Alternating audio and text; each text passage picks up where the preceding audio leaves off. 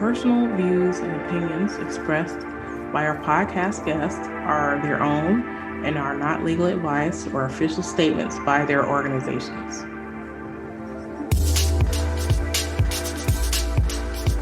Hello, my name is Debbie Reynolds. They call me the Data Diva.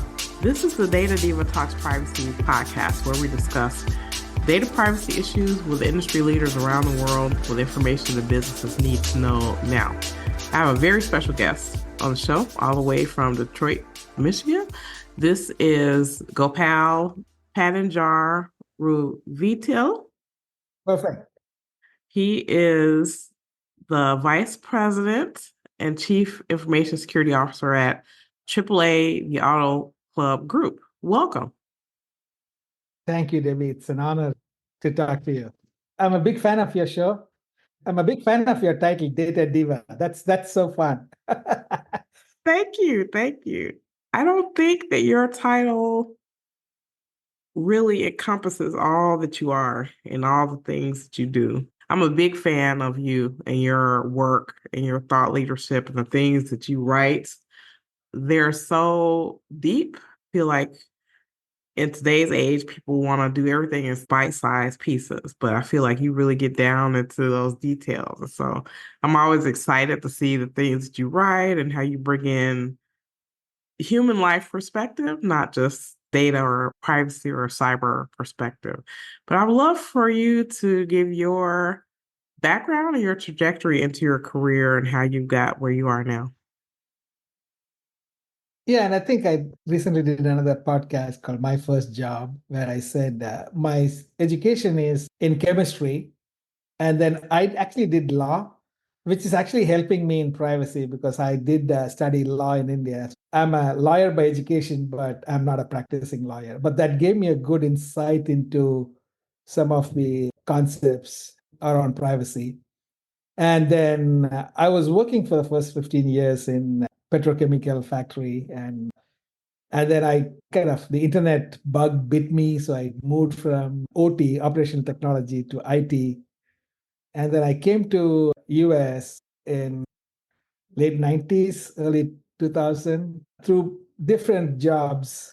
There's been a lot of crossroads that I've traveled, and I had to make certain decisions. I don't know whether it's destiny or something. I think I made some right choices. So, and a lot of times I tell a lot of people that I didn't choose cybersecurity. I think cybersecurity chose me. Like I said, there's no cybersecurity when I got into the workforce. It's just a series of events that led me to where I am today. Very interesting. I love the way that you bring in real life things and the way that you talk about cybersecurity and security in general. I want your thoughts about something that recently happened. This is about AI. We could talk about that as well. Well, actually, before I get into my question about AI, something happened recently. I wanted to have your thoughts about it. Tell me about how AI is shaking up things in cybersecurity in your view. It's like any other thing, right? So if you look at the world itself, there is good and bad. For us to expect everything is good, there's only goodness in the world. And if you're a spiritual person, if you believe in religion, right? I mean, you have God and you have devil, right? It's that you have predators and prey. So the natural world, and so to expect that this is a perfect world, that's not a good approach to think. I mean, right? It's a delusionary thinking. We realize that the world is not black and white, it's million shades of gray. And for us to realize that it is a coexistence of evil and goodness, that's always been there.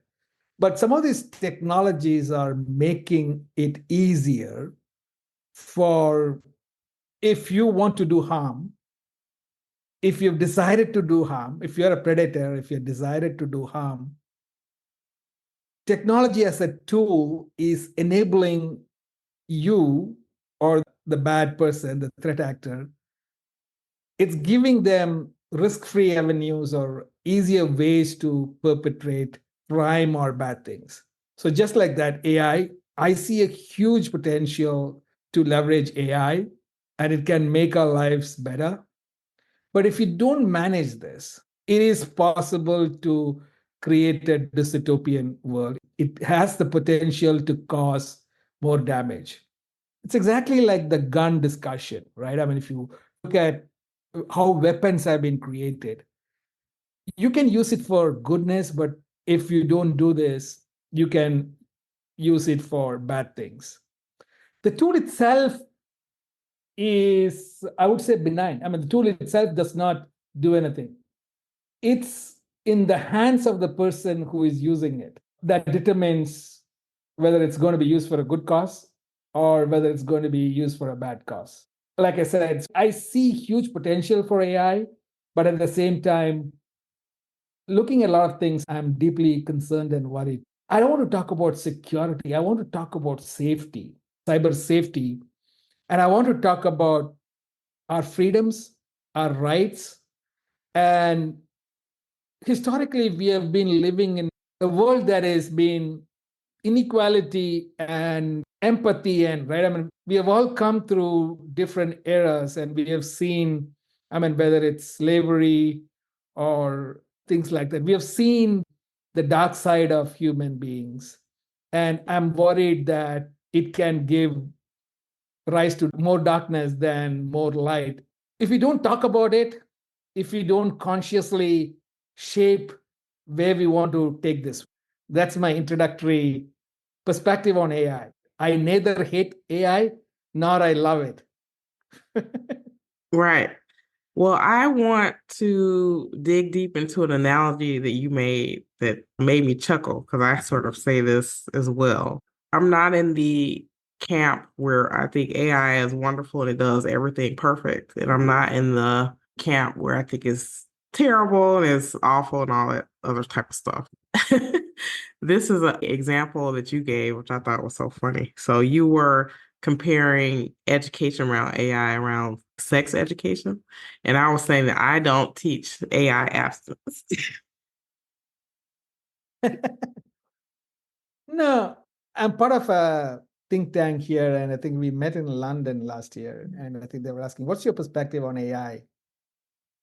And I said, whether we like it or not, AI, it's out there, people are going to use it.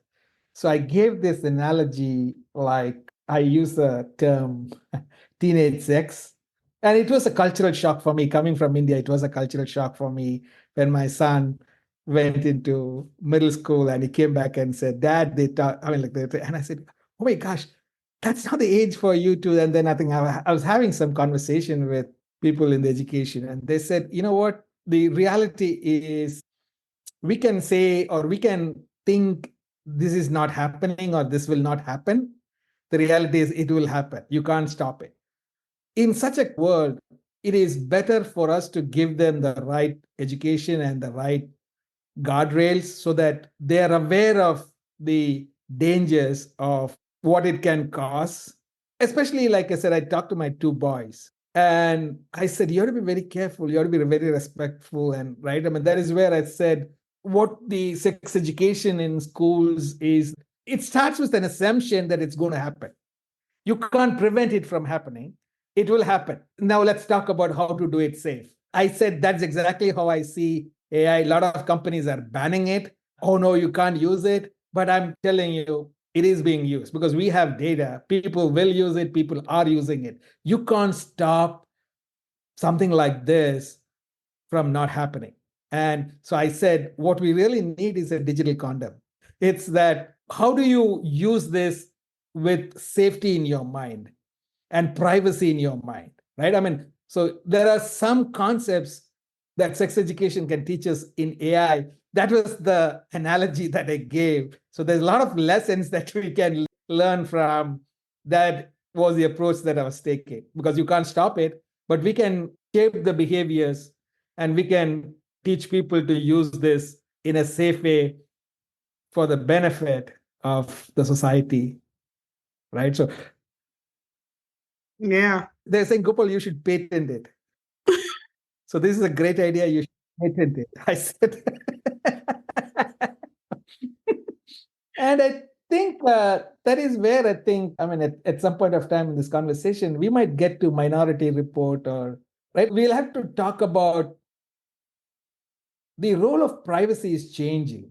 And my belief is with digital technologies, it's a paradox for us to expect because we are giving all the data ourselves. We want to connect with people. We want to do all those things. So we are willingly giving a lot of data. And at the same time, we're expecting privacy. There's been huge discussion around definition of privacy. And the US Supreme Court has really laid out what privacy means. It's a right to be left alone. And I think that's a very simple definition. And it's a good definition that I have a right to be left alone if I want to be left alone. And I think that's from a digital world, it is very difficult for us to do that. And if you look at in a physical world, I think this is my personal opinion that we have lost the idea about privacy in public spaces. We have already lost that.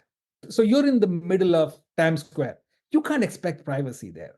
But in your bedroom, in your private space, so there's this concept of public spaces and private spaces in law.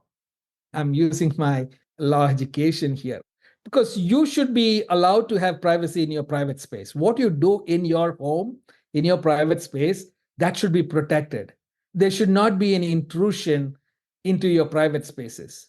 But expecting privacy in a public space, it's wishful thinking. Let me put it that way. And what I'm worried is technology is intruding into our private spaces. So I'm of the opinion public spaces is public spaces. Don't expect privacy. Internet is a public space. Internet is like a big Times Square. So don't expect privacy there. But when you're living in your home, you have a connected home, and I mean, you are in your private space. It's a right for you to have privacy. So let's protect privacy in our private spaces, in our homes. That is the approach I have always been talking about. And safety is another important concept. And the role of governments is to protect me, my life, and my property. I mean, I expect my government to keep me safe.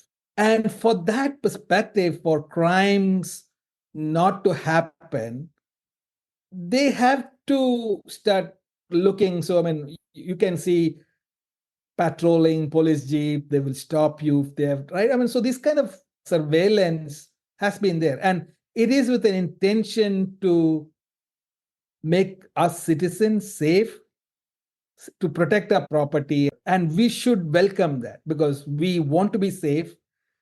We want to have freedom, right? And all those things. So we want to make sure that if you have an expectation of safety, we should allow them to protect us. And that means giving up some of the freedoms or the autonomy or the sovereignty that we have.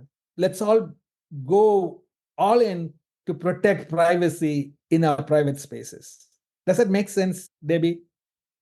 Yeah, it does. It does. A good example would be there was a company called Rite Aid that got in trouble for using facial recognition, for example, in their stores. Yeah. So I think most people expect if you go into a store, you're going to be recorded. There are cameras. They're trying to make sure you aren't stealing things, stuff like that. But the place where this company really went off the rails is they started trying to go outside of the four walls of that store and try to figure out who these people were. They were surveilling people outside of that space, misidentifying people, arresting people because they thought they looked like someone else.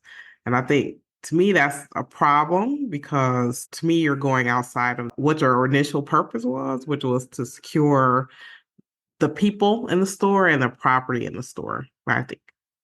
And that is where we have to talk about ethics. So while every corporation is working for the interest of its stakeholders, people who have made investments and the stakeholders. And that's the whole fundamental principle of capitalism, right? I mean, people who are making investments should get a good return. So I think I'm 100% for that. But at the same time, there is a line that corporations should not cross, and ethics, morality, and bias, whether it's gender bias, whether it's racial bias, it's a leadership issue. If somebody says the right-hand leadership did not know about it, that's a very bad thing. I'm sure that these things are done with approval of the leadership. And that is where me as a leader, we have to be very careful in drawing a line. While I want to protect the store, I want to protect the revenue of the store, I want to protect the property of the store, I want to stop stealing or shoplifting. But you have to be just, you have to be morally right in doing the right things. You have to treat everybody through the same scale. You can't say that just because I look like this, you can't make an assumption. You don't have any evidence. So we have to treat everybody with the same respect, immaterial of their color, gender, race, creed, whatever you want to call it. And that message, to me, has to come from the CEOs at the top, that this will not be tolerated, because there'll be pressures to do certain thing. But if the message from the top is this kind of behaviors will not be tolerated, I think these stores would not have done that. So I think, to me, the whole Rite Aid issue is a moral bankruptcy issue. I think the leaders were morally bankrupt. I'm sorry for saying this, because they had to know this, because I've read the reports. They had to know this, and they did not stop it. And that's a problematic issue in AI and all those things. Are you giving the right direction? Right? What are you setting expectations? Are you allowing people to do bad things? And do you know they're doing bad things? And as a leader, you should clearly set the expectations. These kind of behaviors will not be acceptable in the organization. I think that's where the wheels came off that train, I believe. I agree with that. Thank you for that. Morally bankrupt. I'm gonna have to write that down. I think that's true. I want your thoughts about an incident that's happened. People, I guess, have set the internet on fire around AI deepfakes. So apparently there was an incident where someone within a company had a video call with someone that they thought was their bosses, and they transferred money out of the company to someone else, and it was actually a fraudster. And so I think the company lost, I think the equivalent of like $20 million. And so these types of stories, I think, annoy me most, because I think when people talk about it, maybe because it's AI and deep fakes, people are thinking about it that way. So they're thinking about it in terms of like a cybersecurity failure. But to me, I think it's more of a leadership failure within the company. I don't know. What are your thoughts? And I think the deep fake has to be discussed in two separate buckets or through separate lens. So I was really angry about what happened to Taylor Swift. They used deepfake to create inappropriate pictures and videos of her, and that was circulating in the social media. And there were justifications. People were saying, oh, that's not her. That's a virtual image of her. I feel okay with that. And my position on this, no. That is, again, you're morally bankrupt at that point of time, right? Yes, it is not her. You know it's not her. And you justifying that is not her. And so it is okay to watch that or encourage that, or that kind of a deepfake video of celebrities and all those things. That's a individual morality and individual. And societies, I mean, we should really come down on people. You have crossed your limits of your personal freedom just because you can do this. That's one lens of evilness that's happening because of deepfake. The second one is this whole concept of fraud that we saw, that a CFO, somebody, there was a Teams or Zoom meeting, the CFOs, he was asking urgently to change money, and they lost, I think, around 20 million US dollars. I think this happened in Hong Kong, I believe. Again, the problem here, Debbie, is it is so easy to create these things. You have free open source software. You have so many YouTube videos that teaches you how to do these things. There's technologies available, including free open source software. All you need is you and me are talking in public spaces. Your voice is very much there in every podcast. You have been a public speaker. I'm a public speaker. There are videos of us. All somebody needs to take is a few hours of video and a few hours of our voice, and they can create an almost perfect deepfake. It is possible. And it's so easy. And that's what's worrying me. The entry barriers are so low. We as children, we have played pranks, right? I mean, kids, I mean, we do pranks for fun. So if you want to try these things as a prank, that is one thing. You're just doing it for fun to make a prank of somebody. That's one thing. But you're doing this to create financial fraud or fleece or blackmail people or do all the bad things. We are now entering into a very, very dark area. It's very difficult. Think about this, Debbie. If we live in a world where we cannot figure out what is truth, everything becomes so believable. And that is what the Turing test, if you look at Turing test, he said, if I put a person in one room and a computer in another room, and then you're asking questions, and they too don't know each other, they're not seeing each other, but you're asking questions to a human and a machine, and you are not able to determine whether it was the machine or the human who gave that answer. That is when they said, that's the Turing test. So Turing test is about believability. Can you believe that the machine can talk like a human being? Absolutely, yes. We have come to a situation where a video or an audio, you can make it as believable as me. But the risk is, where is the truth? Humans, we need to know what is a lie and what is the truth. That is slowly dissipating. The concept of truth is slowly dissipating. And technologies like this. So I see these technologies as truth killers. They're killing the truth. And how can we live in a society where we don't know if it is true or if it is a lie or a fake? How can we operate? We are born to trust. I mean, we trust people, we trust others. But if you can't trust anything, we can't operate in a world. It's a sad day for humanity when we won't know what is truth and what is false. And this kind of technologies is lending way to dissipate truth. And then you have the question about intellectual property. Then we are entering into this problem of intellectual property and things like that. There's a lot of fundamental human problems these kind of technologies are bringing up to the surface. And we as human beings, like that's why I started, we as human beings, evilness has always been there in the world. The world, I mean, like there have always been good people, there have always been bad people.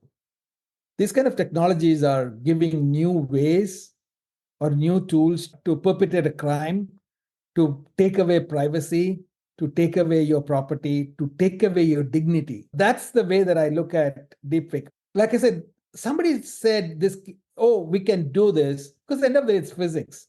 If you look at sound, if you look at image, it is physics. Wavelength, pitch, amplitude, tone, these are all physics. I mean, so you can actually put something to an analyzer, you can analyze my voice, and you can recreate my voice digitally. It's easy. Just because you can do it, my question is, should you do it? That's the question I ask. Just because I can do it, should I do it?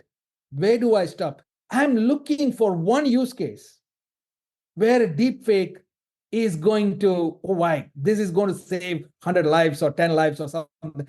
I'm still yet to find a use case where deepfake can really be of help to humanity. Then why use it? Why proliferate this kind of thing when we know the harm?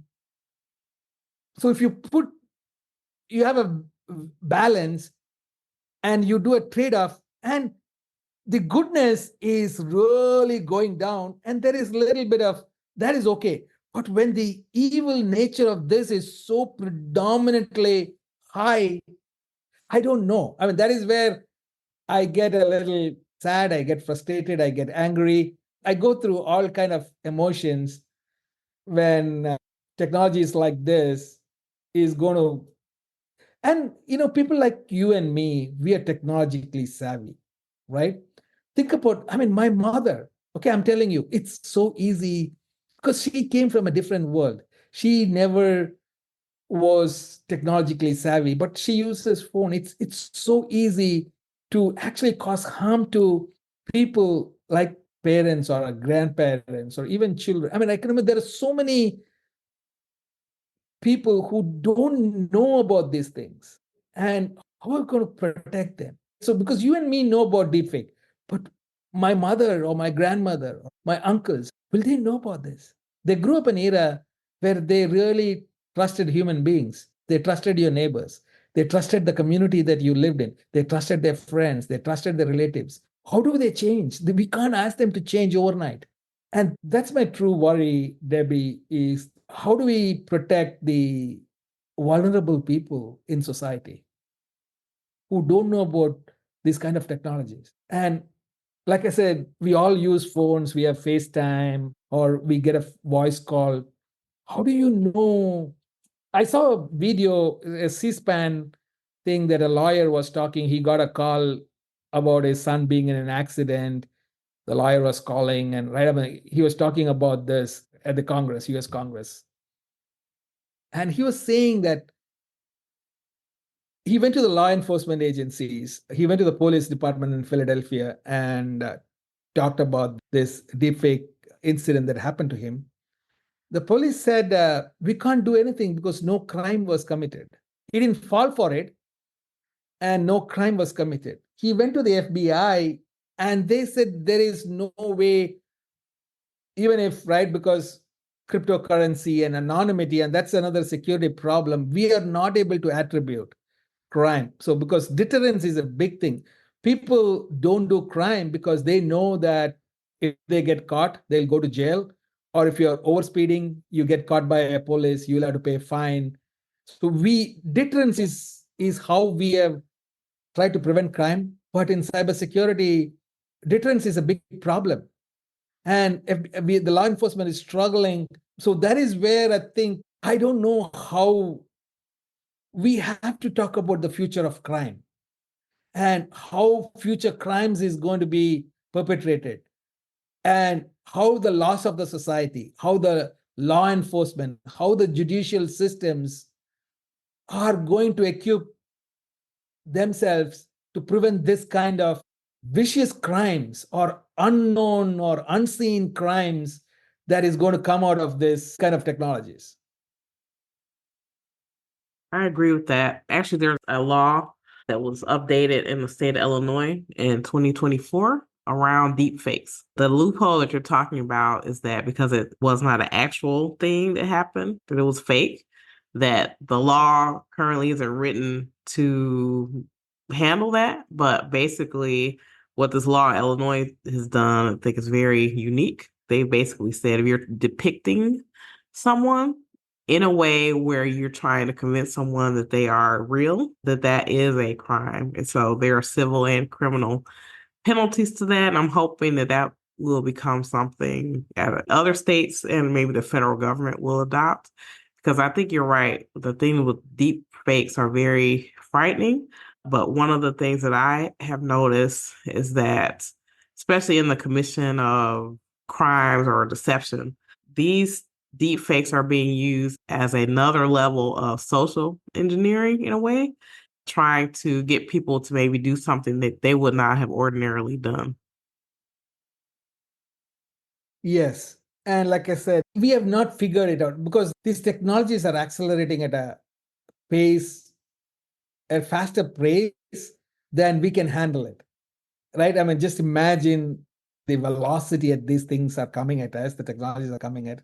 We are still, as society, we have still not figured out what is the right way of handling these things. the Europe AI law, they have said if technology is used to biometrics, your emotions or your expressions you're capturing, they're banning the use of this. Right. So maybe that's a good place to start, that this kind of technologies should be banned from usage. It won't stop in itself, but generally, I would say that 90 to 95% of the human beings are well intentioned, good people, and they will not break the law. If there is a law, they will not break. But 4 to 5% will try to play around with it. And there will be really bad people who will, no matter what, they will use it. But I think laws help for majority of the people, because majority of the humans want to be law-abiding citizens. That's my belief, that majority of the human beings want to be law-abiding citizens. It's only a small portion of the society. Please don't get me wrong. That small person is enough to destroy the world. We did not need 1,000 Hitlers to destroy the planet. We needed only one Hitler. When we say it's a small percentage of people who are committing these crimes, but they can cause huge damage.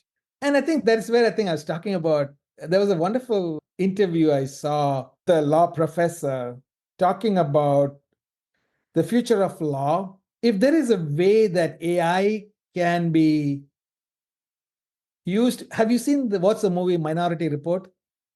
Oh, yes, yes. So if there is a way AI can be that precog who can predict a crime before a crime is being committed and can stop that crime from happening, should that be? And I think the question was, are the laws ready to have AI do certain things to prevent crimes like this? The answer is yes. So it is quite possible for us to create a digital precog to see. Now, that comes with a huge cost. We may have to give up some privacy, right? Surveillance and privacy. We may have to give up that. Now, I don't know. I'm also struggling. Is that okay or is that not okay? And I think we will come to a situation where we have to give up some more privacy. Is there a potential for misuse of this kind of technologies by bad governments? Absolutely, yes. And that is where, or corporations or anything, that is where I think, again, I'm going back to that word, moral bankruptcy. We need to have leaders who are moral and ethical. That's all we need. All we need is a group of leaders who are not morally bankrupt. Because if you choose, whether it's in a political ecosystem or an organization ecosystems or in our societies, we choose leaders who are morally bankrupt, we are doomed, Debbie. There's nothing you and me can do. I mean, we are doomed. It's a double-edged sword when I think about, can AI be used to prevent AI crimes? I think it is possible, but there's a huge cost that comes with it. We have to give up some of our privacy, and we have to make sure that these things cannot be misused and abused. And I think we are very familiar with controls. I mean, I think security we are talking about, and privacy, we know how to put in controls to prevent these things. So those are the kind of things as a CISO, I think about where should we apply, what kind of technical controls or administrative controls or process controls, the new types of controls should be there, and how can we apply these controls is something that I think about as a CISO. Because we know controls. Yeah. We know controls. How do we design controls for a new world of AI and a new world of privacy? That's something that I constantly think about.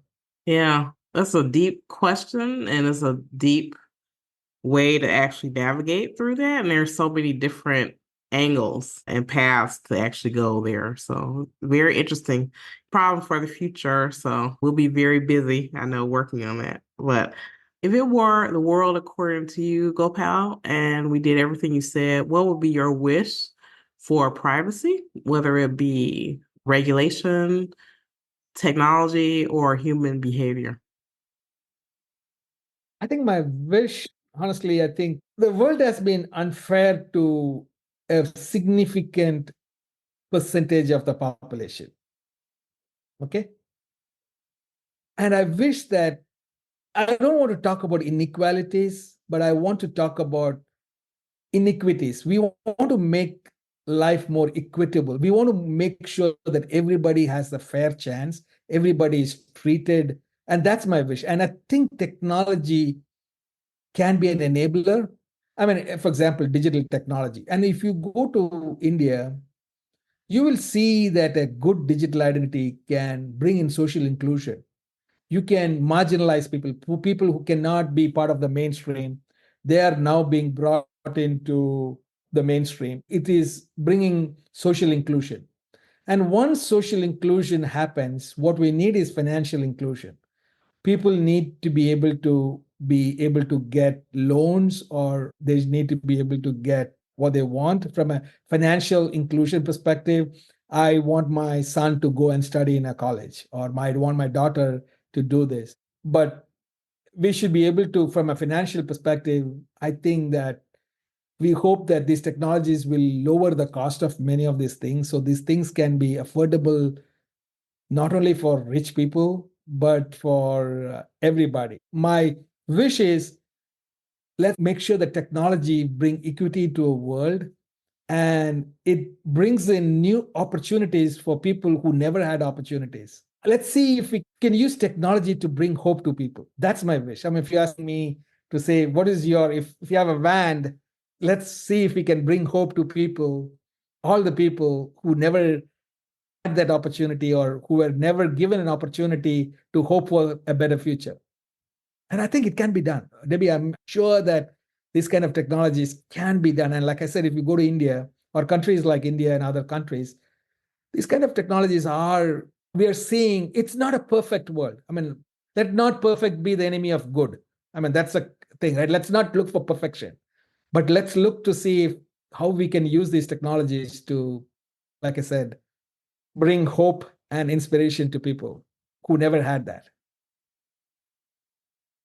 Thank you. That's amazing. Thank you so much, Gopal. I have the same wish. So I'm hoping that instead of trying to use technology to bring forth more dystopia, hopefully we can use it to bring forth more prosperity and more equity for people. Yeah, it's very difficult to be an optimist. And I have been an optimist, but it's becoming more and more difficult to be an optimist. I'm saying, no, no, no, we are better than this. We can get over this. We will conquer this. I mean, right? I mean, like Martin Luther King.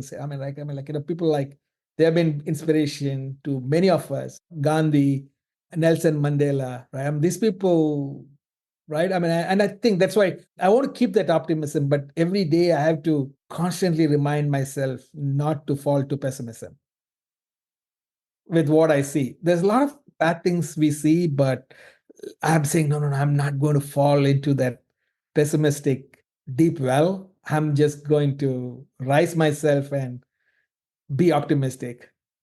And push forward for the positive changes. Yes. I still believe in humanity. Let me put it that way. I agree with that. Well, thank you so much for being on the show. It's been a pleasure. It's so much fun to chat with you today and get your thoughts. I highly recommend that people follow you on LinkedIn. You write some really astonishing, very thought-provoking things. So I love your writing. Thank you. Thank you. And that's a compliment coming from you. It's an honor, Debbie, because I know that you're an influencer in LinkedIn, and in your sphere of data. You are an influencer and inspiring, and a kind word. I thank you for those kind words. Well, I look forward to chatting with you more on LinkedIn and seeing more of your writing, and hopefully in the future being able to collaborate. It'd be great. Awesome. Thank you. Thank you so much. I'll talk to you soon. Bye. Okay, bye-bye.